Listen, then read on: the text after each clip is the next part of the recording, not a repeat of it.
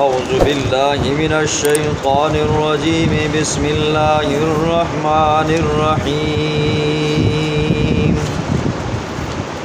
ألف لام را تلك آيات الكتاب الحكيم أكان للناس عجبا أن أوحينا إلى رجل منهم أن أنذر الناس وبشر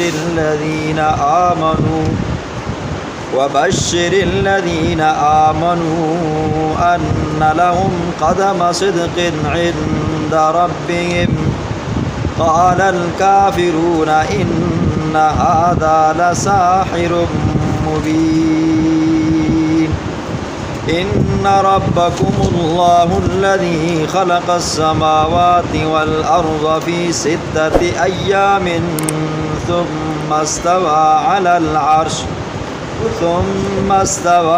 العرش يدبر الأمر ما من شفيع إلا من بعد إذنه ذلكم الله ربكم فاعبدوه افلا تذکرون صدق اللہ العظیم۔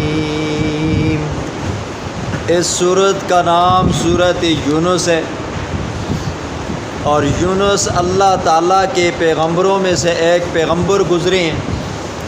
ملک عراق کے اندر صوبہ موصل اور شہر کا نام نینوا تھا، آج بھی یہ شہر موجود ہے۔ حضرت یونس علیہ السلام کے نام پر یہ سورت اللہ نے رکھی۔ اب اس سورت کا نام سورت یونس کیوں رکھا گیا؟ اس سورت کے اندر اللہ رب العزت نے اپنے پیغمبر جناب یونس کا ذکر فرمایا اور ساتھ میں ان کی قوم کا ذکر فرمایا۔ ہر سورت کا پچھلی سورت کے ساتھ ربط ہوتا ہے، جوڑ ہوتا ہے۔ تو ہمارے استادوں کی طرز کے مطابق فرمایا کرتے تھے کہ اس سورت کا پچھلی سورت کے ساتھ ربط یہ ہے کہ پچھلی سورت کے اندر اللہ رب العزت نے آخر میں فرمایا لا الہ الا ہو، کہ اللہ کے سوا کوئی اور خدا ہے ہی نہیں ہے۔ اب اس مسئلے کو اس سورت کے اندر اللہ رب العزت خوب کھول کر بیان فرمائیں گے۔ اور دوسرا ربط یہ بھی بیان فرمایا جاتا ہے کہ پچھلی سورت کے اندر سورت توبہ کے اندر آپ نے سنا ہے جہاد ہی کا حکم تھا، کفار کے ساتھ، مشرکین کے ساتھ، منافقین کے ساتھ۔ اب اس صورت کے اندر یہ بیان ہوگا کہ جہاد کیوں کیا جائے، مسئلہ توحید کی خاطر کیا جائے، جو لوگ نہیں مانتے تو ان کے ساتھ جہاد کیا جائے۔ اور اس صورت کا دعویٰ یہ ہے کہ اللہ کے سامنے کوئی بندہ زبردستی سفارش نہیں کر سکتا، اگر سفارش کرے گا بھی تو اللہ کی اجازت کے ساتھ کرے گا۔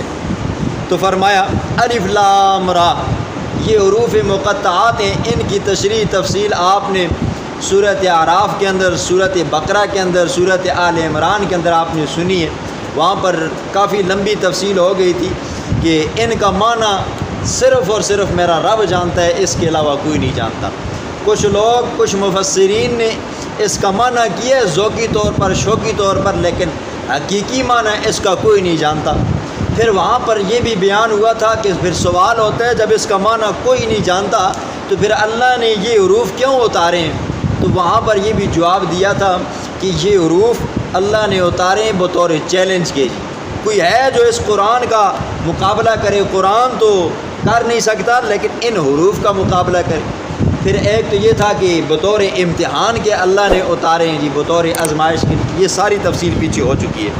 فرمایا تلک آیات الکتاب الحکیم، یہ آیات ہیں ایسی کتاب کی جو حکمتوں والی ہے۔ الکتاب سے مراد قرآن مجید ہے اور الحکیم سے مراد حکمتوں والی ہے۔ حکیم کے دو معنی دانا، عقل مند، اور محکم اور اٹل۔ اس کتاب کے اندر اللہ رب العزت نے جو بھی حکم نازل فرمایا ہے، جو حرف نازل فرمایا، ہر حرف کے اندر اللہ نے حکمت رکھی ہے۔ ضروری نہیں ہے کہ وہ ساری حکمتیں ہمیں آتی ہوں، لیکن اللہ نے ہر آیت کے اندر، ہر ٹکڑے کے اندر، ہر لفظ کے اندر، ہر کلمے کے اندر اللہ نے حکمت رکھی ہے۔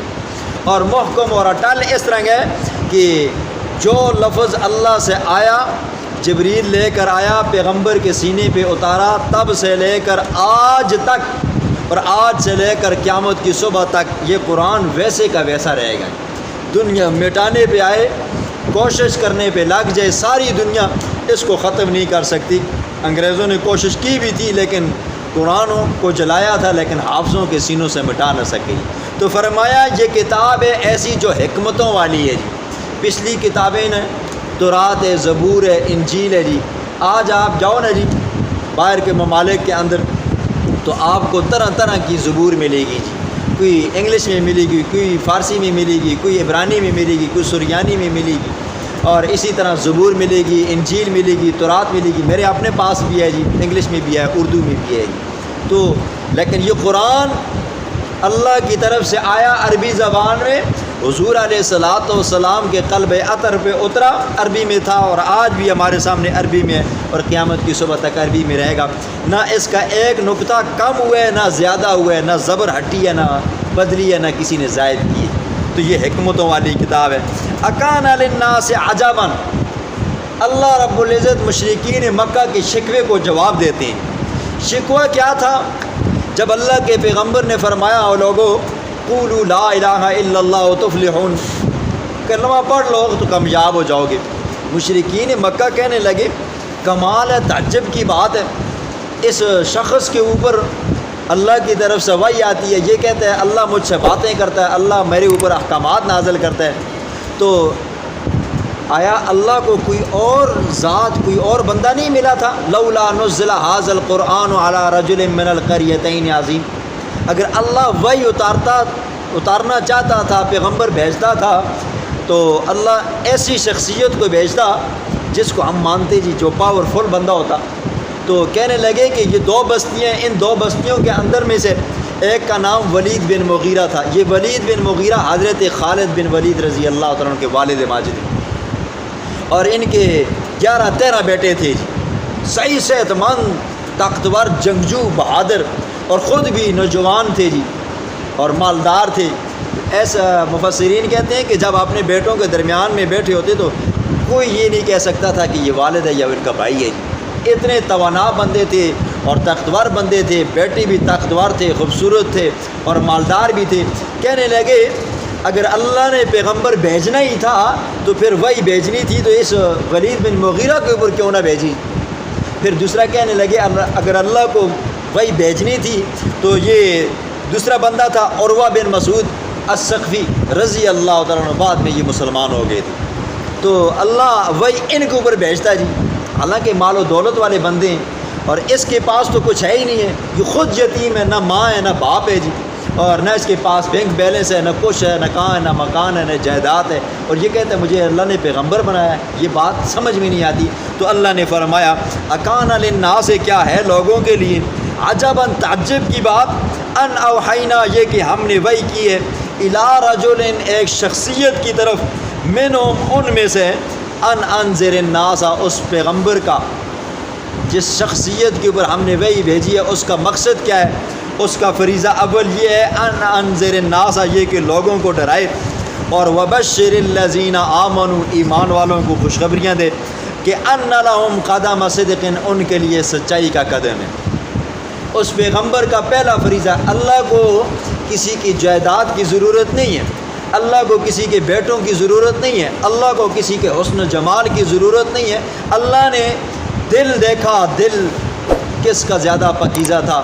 بنی ہاشم قریش میں سے اللہ نے اپنے پیغمبر جناب محمد رسول اللہ صلی اللہ علیہ وسلم کے دل کو دیکھا تو جو سب سے زیادہ پاکیزہ تھا انہیں نبوت سے مالا مال فرمایا یہ اس پیغمبر کا کام یہ ہے کہ تمام لوگوں کو ڈرائے، وہ لوگوں اس جہان کو چھوڑنا ہے، ایک جہان میں جانا ہے، وہاں پر جواب سوال ہوگا، ہر چیز کا آپ کو جواب دینا ہے، اور ایمان والوں کو خوشخبریاں دے، یہ کام تم کر رہے ہو اس کے بدلے میں تمہیں جنت ملے گی اور جنت کی بشارتیں تمہیں ملے گی۔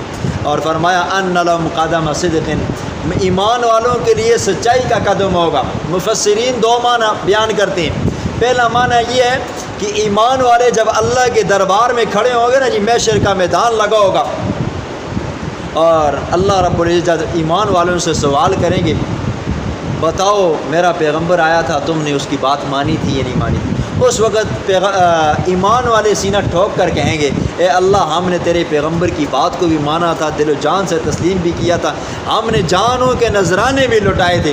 تو فرمایا ایمان والوں کے پاؤں وہاں پر ڈگمگائیں گے نہیں، کھڑے ہو جائیں گے۔ اور دوسرا معنی یہ ہے کہ اس پیغمبر کے پاؤں سچے ہیں جی، جو بات کہتا ہے اٹل کہتا ہے، پھر اس سے پیچھے ہٹتا نہیں ہے۔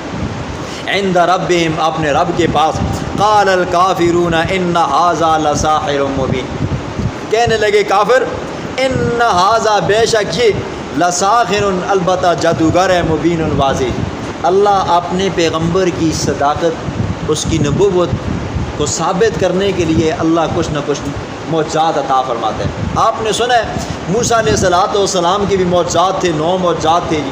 حضرت نوح علیہ السلام کی بھی معجزات تھے، حضرت صالح علیہ السلام کی بھی معجزات تھے، حضرت ابراہیم علیہ السلام کی معجزات تھے۔ اور آپ نے پاک پیغمبر جناب محمد رسول اللہ صلی اللہ علیہ وسلم کو بھی اللہ نے معجزات عطا فرمائے تھے۔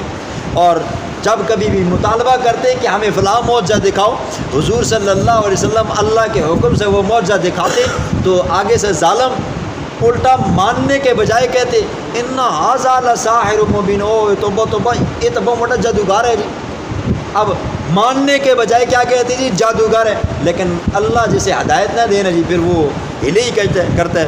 فرمایا ان ربکم اللہ الذی، بے شک تمہارا رب وہ ہے جس نے پیدا کیا ہے آسمانوں کو، والارض، اور زمین کو، فی 6 ایام، 6 دنوں کی مقدار کے اندر۔ آیت پہلے گزر چکی ہے۔ جب اللہ نے زمین و آسمانوں کو بنایا اس وقت یہ دنوں کا سسٹم نہیں تھا جی، دن اور رات۔ ہمارے ہاں دن اور رات ہے نا جی، سورج چڑھتا ہے تو ہم کہتے ہیں دن شروع ہو گیا جی، سورج غروب ہوتا ہے تو ہم کہتے ہیں دن ختم ہو گیا، مغرب آتی ہے تو ہم کہتے ہیں جی شام شروع ہو گئی ہے، جب صبح ہوتی ہے تو ہم کہتے ہیں رات ختم ہو گئی ہے۔ تو اللہ کے ہاں اس وقت یہ دنوں راتوں کا نظام نہیں تھا۔ 6 دنوں کی مقدار کے اندر اللہ نے یہ زمین و آسمانوں کو، اس کے درمیان میں جو کچھ ہے اس کو بنایا ہے۔ اللہ 6 دنوں کا بھی محتاج نہیں تھا جی۔ اللہ کی شان ایسی ہے، اگر اللہ کسی چیز کی کرنے کے اوپر آئے، سورۃ یاسین میں اللہ فرماتے ہیں انما امرہ، میرا حکم اس کو ہوتا ہے کن، ہو جا فیکون، وہ ہو جاتی ہے۔ لیکن اللہ نے یہ بطور مقدار کے فرمایا ہے۔ ثم استوى علی العرش، پھر اس رب نے زمین و آسمانوں کو بنا کر عرش پر قرار پکڑا ہے۔ عرش کیا ہے جی؟ حضرت مفتی شفیع صاحب رحمہ اللہ اپنی تفسیر میں مختصراً جامع تعریف کرتے ہیں۔ وہ فرماتے ہیں کہ زمین و آسمانوں کو عرش نے گھیرا ہوا ہے جی۔ عرش وہ چیز ہے جس نے زمین و آسمانوں کو ہر طرف سے گھیرا ہوا ہے، یہ اللہ کا عرش ہے جی۔ اب اس کی آگے کیفیت کیا ہے، یہ انسان کی بس کے اندر نہیں ہے کہ اللہ کا عرش کیسا ہے، دیکھنے میں کیسا ہے، چوڑا ہے، لمبا ہے، جیسا کیسا بھی ہے۔ فرمایا یدبر الامر، وہ اللہ پھر عرش پر بیٹھ کر کیا کرتا ہے جی؟ ہر کام کی تدبیر کرتا ہے۔ مشرکین مکہ تھے نا جی، اللہ کا پیغمبر جب قرآن سناتا یا اللہ کا نیا حکم بتاتا نا، وہ مشرکین ایسے کہتے ہیں یہ بھی دیکھو کیسا پیغمبر ہے جی، ہم سے پوچھتا ہی نہیں ہے، ہم سے مشورہ ہی نہیں کرتا، اور کہتا ہے کہ اللہ نے یہ حکم نازل کر دیا، یہ حکم کر دیا۔ تو فرمایا قل ان الامر کلہ للہ، میرے پاک پیغمبر ان کو کہے یہ جو تم مجھے کہتے ہو میں حکم تبدیل کرتا ہوں، میں نہیں کرتا ہوں، یہ کرنے والا کون ہے جی؟ اللہ ہے۔ یدبر الامر، ہر کام کی تدبیر کرنے والا کون ہے جی؟ وہ اللہ ہے، آسمانوں پہ ہے جی۔ جو لوگ یہ کہتے ہیں نا جی اللہ نے کچھ تصرفات، کچھ اختیارات اپنے پیغمبروں کو دیے، اپنے بزرگوں کو دیے، علماء کو دیے، وہ سراسر خدا کی خدائی کا انکار کرتے ہیں جی۔ اللہ یہ خدائی اختیار اللہ نے کسی کو نہیں دیے جی، وہ اللہ وہاں پہ بیٹھا ہوا ہے اور اس اللہ نے سب اختیارات اپنے پاس رکھی ہوئی ہیں۔ پھر فرمایا ما من شفیع، یہ صورت کا دعویٰ ہے جی، اللہ کے سامنے کوئی زبردستی سفارش نہیں کر سکتا۔ جو لوگ کہتے ہیں نا جی کہ اللہ کے سامنے سفارش کی جائے گی، زبردستی کی جائے گی اور ہمیں بچا لیا جائے گا، اس پر میں آپ کو ایک اکثر واقعہ سناتا ہوتا ہوں۔ شیخ عبد القادر جیلانی رحمہ اللہ کا، پیران پیر ہیں، ان کی زندگی کے اندر کبھی انہوں نے شرک کا کام نہیں کیا، بدعت کا کام نہیں کیا۔ ان کے بارے میں آتا ہے کہ ایک عورت کا بچہ فوت ہوا، وہ حضرت پیر صاحب رحمہ اللہ کے پاس آئی، کہا کہ پیر صاحب آج میرے بچے کی روح قبض ہوگی اور بچہ میرا آپ کی محفل میں آیا تھا اور یہ بات آپ کو بھی پتہ ہے، آپ کے متقدین کو بھی پتہ ہے، جو آپ کی محفل میں آئے اس دن وہ مرتا نہیں، اور آج میرا بچہ بھی فوت ہو گیا، اور روئی پیٹی اور حضرت شیخ وجد میں آئے اور ایسا ہاتھ لمبا کیا، جاتے جاتے کئی آسمانوں پہ پہنچا، اسرائیل تھیلا لے کر جا رہا تھا، کھینچا، وہ کدھر لے کر جا رہا ہے، اوپر سے روحیں نیچے گری، جو لوگ مرے ہوئے تھے اٹھ کر پھر چلنے لگے۔ یہ اللہ فرماتے ہیں ما من شفیع، کوئی نہیں ہے جو زبردستی سفارش کر سکے الا من بعد اذنی، مگر رب کی اجازت کے ساتھ۔ محشر کا میدان ہوگا جی، سر کے اوپر سورج ہوگا، گرمی کی تپش ہوگی، لوگوں کا پسینہ پاؤں سے اوپر کی جانب آ رہا ہوگا۔ دنیا کا نظام یہ ہے نا، گرمی لگتی ہے اوپر سے پسینہ نیچے جاتا ہے نا جی، اور محشر کے میدان کے اندر پسینہ نیچے سے اوپر آئے گا، کوئی ٹخنوں تک ڈوبا ہوگا، کوئی گھٹنوں تک، کوئی ناف تک، کوئی گردن تک ڈوبا ہوگا۔ وہاں پر لوگ ہر پیغمبر کے پاس جائیں گے، آدم کے پاس جائیں گے، نوح کے پاس جائیں گے، ابراہیم کے پاس جائیں گے، حتیٰ کہ جناب محمد الرسول اللہ صلی اللہ علیہ وسلم کے پاس آئیں گے کہ یا رسول اللہ، آپ اللہ کے لاڈلے پیغمبر ہو، آخری پیغمبر ہو، خاتم الانبیاء ہو، امام الانبیاء ہو، آپ اللہ کے سامنے سفارش کریں اور اللہ آپ کی سفارش سنیں۔ اللہ کے پاک پیغمبر نے فرمایا اس وقت میں رب کے دربار میں گر جاؤں گا، سر جھکا لوں گا۔ اللہ فرمائیں گے یا محمد ارفع راسک، اے میرے محمد اپنا سر اٹھائیے، اشفع، سفارش کیجئے، آج آپ کو میں سفارش کا حق دیتا ہوں، تو شفا، آپ کی سفارش قبول کی جائے گی۔ اس کو کہتے ہیں شفاعت کبریٰ۔ جب اللہ کے پیغمبر اللہ کی حمد بیان فرمائیں گے، صحابہ نے پوچھا یا رسول اللہ آپ اس وقت اللہ کی حمد کیا بیان کرو گے؟ فرمایا میرے صحابہ مجھے اس وقت نہیں پتہ، اس وقت میں جو حمد بیان کروں گا اللہ رحم فرمائیں گے، اللہ فرمائیں گے میرے پاک پیغمبر سر اٹھائیے اور سفارش کیجیے، آپ کی سفارش قبول کی جائے گی۔ اس کو کہتے ہیں شفاعت کبریٰ۔ پھر جب اللہ اجازت دیں گے اور اللہ کا پاک پیغمبر سفارش کرے گا تو اس وقت لوگوں کا پھر حساب و کتاب شروع ہوگا، اس وقت حساب و کتاب شروع ہوگا۔ الا من بعد اذنی، اللہ کی اجازت کے بغیر کوئی پیغمبر بھی سفارش نہیں کر سکے گا۔ وہ باب بلے شاہ کا کلام ہے نا، کہتے ہیں نا جی، اگر اللہ آ جائے عدل پہ تو پھر پیغمبر بھی کانپیں گے جی، کون آج بچ سکتا ہے جی؟ ہر وقت ہر پیغمبر یہ کہے گا نفسی نفسی، ہر پیغمبر نفسی نفسی، لیکن وہ سونا محمد الرسول اللہ اس وقت بھی کہے گا یا رب امتی یا رب امتی، اللہ میری امت کا کیا بنے گا؟ وہاں پر سفارش اللہ کی اجازت سے ہوگی۔ فرمایا ذالکم اللہ ربکم، یہ تمہارا رب ہے جی، فاعبدوہ، اس رب کی عبادت کرو جی۔ وہ رب کس کو کہتے ہیں جی؟ رب اس کو کہتے ہیں جو بندے کی ضروریات کے مطابق اس کی پرورش کرے۔ رب اس کو کہتے ہیں جو آہستہ آہستہ تدریجاً بندے کی پرورش کرتے کرتے پروان چڑھائے گی، جو ماں کے پیٹ کے اندر بچے کی خوراک کو مہیا کرے، جو بچے کی وہاں پر پرورش کرے، پھر ماں کے پیٹ سے باہر آنے کے بعد اس کی پرورش کرے، پھر جوانی سے بڑھاپے تک۔ فرمایا افلا تذکرون، لوگو تم ابھی بھی نصیحت حاصل نہیں کرتے ہو؟ زمین و آسمانوں کا بنانے والا میں ہوں، زمین و آسمانوں کے نظام کو چلانے والا میں ہوں، اور محشر کے میدان کے اندر میری اجازت کے بغیر کوئی پار نہیں مار سکے گا۔ تمہیں ابھی تک سمجھ نہیں آتی؟ الیہ مرجعکم جمیعا، تم سب نے میری طرف لوٹ کر آنا ہے۔ دیکھیں دنیا کا کوئی بھی بندہ آپ کو کہہ سکتا ہے جی میں پیغمبر کو نہیں مانتا ہوں، میں خدا کو نہیں مانتا ہوں، ایسے ہیں نا جی، داہری ہیں نا جی جو خدا کو نہیں مانتے، لیکن ایسا آپ کو کوئی نہیں ملے گا جو موت کا انکاری ہو۔ کافر بھی مانتا ہے کہ بھائی مرنا ہے، اگرچہ کوئی ایسے ہیں جی یہ مریں گے، یہ جنم ختم ہوگا، دوسرا جنم آئے گا، تیسرا آئے گا، چوتھا آئے گا، لیکن مرنا ہے، اس کا کوئی انکار نہیں ہے۔ جب اس سے انکار نہیں ہے کہ مرنا ہے، مرنے کے بعد دوبارہ اٹھایا جانا بھی ہے، تو اس سے پہلے بندے کی پیدائش بھی ہے نا جی، تو پھر پیدا کرنے والا کون ہے جی؟ اللہ کی ذات ہے، تو مارنے والی بھی ذات وہ ہے۔ مرنا ہے، ہر بندے نے مر کر اللہ کے دربار میں حاضر ہونا ہے، وہاں پر جواب بھی دینا ہے۔ فرمایا وعد اللہ حقا، اور یہ اللہ کا وعد ہے، سچا وعد ہے، جھوٹا نہیں ہے۔ جس رب نے تمہیں پیدا کیا ہے وہ رب تمہیں مارے گا بھی، مارنے کے بعد دوبارہ زندہ کر کے اپنے دربار میں کھڑا کر کے تم سے سوال و جواب کرے گا بھی۔ انہ یبدأ الخلق ثم یعیدہ، جو رب ابتداءً پہلی مرتبہ تمہیں پیدا کر سکتا ہے وہ رب تمہیں دوبارہ بھی پیدا کر سکتا ہے۔ مشرکین مکہ جب اللہ کے پیغمبر نے کہا نا جب تم دنیا میں آئے ہو، یہ دنیا گزارو گے، یہ زندگی گزارو گے، اس کے بعد تم مر جاؤ گے، مرنے کے بعد تمہیں دوبارہ اٹھایا جائے گا، کہنے لگے ہم اس وقت تو ہڈیاں ہو جائیں گے، یہ بسیدہ ہو جائیں گے، بالکل گل سڑ جائیں گے. یہ مرنے کے بعد جب ہمارا جسم گل جاتا ہے سڑ جاتا ہے تو اس کے بعد بھی اٹھایا جائے گا. تو قرآن کہتا ہے کہ اللہ تمہیں علی ان نسویہ بنانا، اللہ تمہیں دن قیامت کے اٹھائے گا، تمہارے گوشت پوشت ہڈیاں شڈیاں سب کو جمع کرے گا، حتیٰ کہ تمہارا فنگر پرنٹ علی ان نسویہ بنانا، یہ انگوٹھے کا پرنٹ بھی آپ نے ہوگا. آج دنیا کے اندر کتنی کروڑ آبادی ہے جی، کسی کا انگوٹھے کا جو یہ فنگر پرنٹ ہے نا جی، اس کا جو نقشہ ہے کسی کے ساتھ نہیں ملتا. جب بندہ مر جائے گا، مرنے کے بعد دوبارہ جب اللہ اٹھائے گا نا، یہ فنگر پرنٹ بھی وہاں پر ہمارا اپنا ہی ہوگا.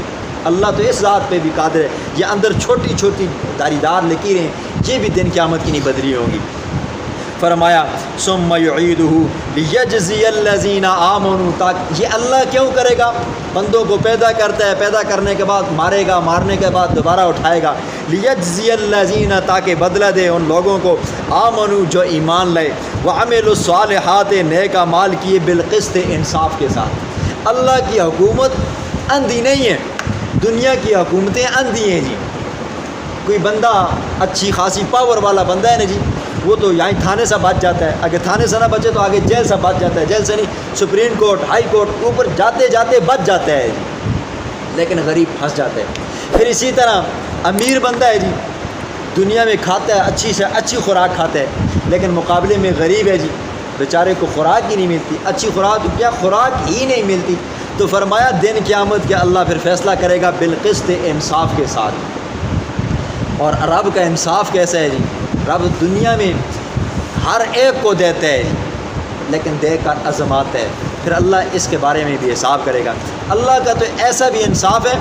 اما عائشہ صدیقہ رضی اللہ تعالیٰ عنہ فرماتی ہیں کہ ہمارے گھر کے اندر ایسا بھی ہوتا تھا کہ 3 دن آگ نہیں جلا کرتی تھی، چولہا نہیں جلا کرتا تھا. صحابہ نے پوچھا اماں جان پھر آپ گزارا کیسے کیا کرتی تھی؟ کہا کرتی تھی کبھی ردی کھجوریں ملا کر کھا لیتے تھے، کبھی پانی پیتے تھے، کبھی انصار صحابہ بطور تحفہ کے دودھ بھیج دیا کرتے تھے، ہم کھایا کرتے تھے. اب دیکھو اگر یہ انصاف کا تقاضا تو نہیں ہے نا، جو بندہ دنیا میں بھی اچھی طرح کھانا نہ کھا سکے، پیٹ بھر کر کھانا نہ کھا سکے، اسے قیامت والے دن بھی کچھ نہ ملے. اللہ فرماتے ہیں بالقسط انصاف کے ساتھ ملے گا. جو دنیا میں بھوکے پیاسے رہے میرے دین کی خاطر اپنی جانیں اللہ کے راستے میں لگاتے رہے، دن قیامت کے انصاف کے ساتھ پورا دوں گا جی. اور والذین کفروا، اس کے مقابلے میں کافر ہیں، لہم شراب من حمیم، ان کے لیے کھولتا ہوا پانی ہوگا، ابلتا ہوا پانی ہوگا.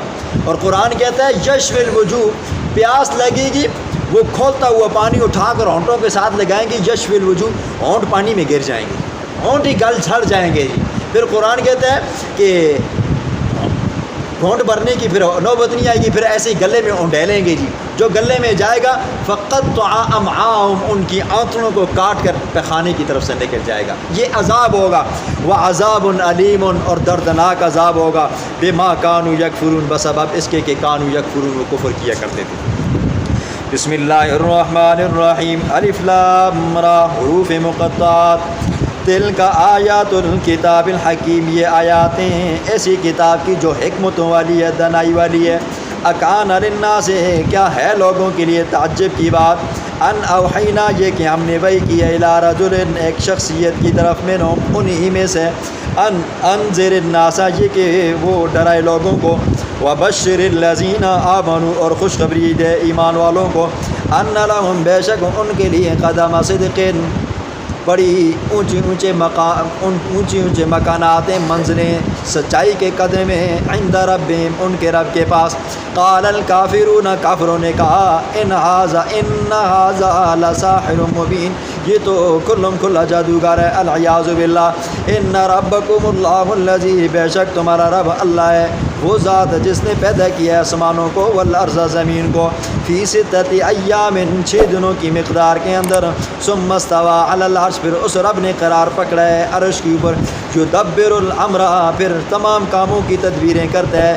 ما من شفیع، کوئی بھی زبردستی سفارش کرنے والا نہیں ہے. الا من بعد اذن، مگر اس کی اجازت کے بعد. ذالکم اللہ، یہ تمہارا اللہ ہے. ربکم، جو تمہارا رب ہے. فاعبدوہ، اس رب کی عبادت کرو اکیلے تنہا. افلا تذکرون، کیا ان دلائل کے سننے کے بعد بھی تمہیں عقل نہیں آتی، تمہیں نصیحت حاصل نہیں کرتے. الیہ مرجعکم، اس اللہ ہی کی طرف تمہارا لوٹنے ہے، جمیعاً سب کا، وعد اللہ حقا، اور اللہ کا وعدہ سچا ہے، پکا ہے، انہو بے شک وہ ذات یبدأ الخلق بار کرتا ہے پیدا، ثم یعیدو پھر وہ دوبارہ بھی کرے گا، لیجزی الذین تاکہ بدلہ دے ان لوگوں کو، ثم یعیدو پھر وہ لٹائے گا تاکہ بدلہ دے ان لوگوں کو جو ایمان لائے، وعملوا الصالحات نیک اعمال کیے، بالقسط انصاف کے ساتھ، والذین وہ لوگوں کفروا جنہوں نے کفر کیا، لہم شراب ان کے لیے پینا ہوگا، من حمیم کھولتے ہوئے پانی سے، ابلتے ہوئے پانی سے، وعذاب علیم اور دردناک عذاب ہوگا، بما کانوا یکفرون بسبب اس کے کہ وہ کفر کیا کرتے تھے۔